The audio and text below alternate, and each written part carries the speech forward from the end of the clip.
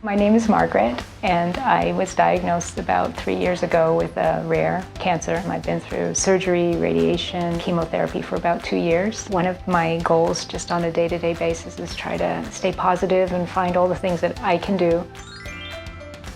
What drew me to Flowly was the comprehensive approach. VR as well as the biofeedback together was something that I thought might really sort of fill the gaps. The other apps, I've been dependent on listening to the app. I need somebody to talk me through it, and when I try to do that on my own, I just keep going round in circles. But with Flowly, I can just close my eyes and I can envision the experience, see the graphs in front of me so I can regulate my breathing based on that. Being able to understand more about what's happening to my body, really allowing me to use a meditation tool through my day-to-day life, not just while I'm sitting there with in the actual experience at the moment.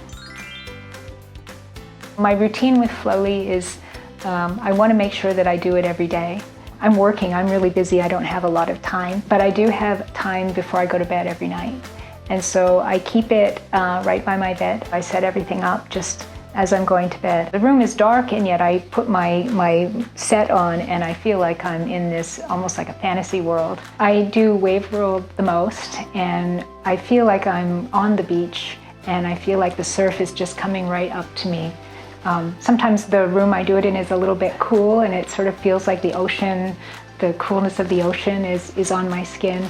And some of the narrative in Flowly can refer to those things. I watch the breathing, and then I find that by the end of Flowly, I'm maybe drifting off a little bit, enjoy a little bit, looking around the world. And so I just appreciate the surf coming in and the music. It also helps to clear my mind. That's one of the key points of meditation, is to just release all the things that you've been thinking about, all the little stresses.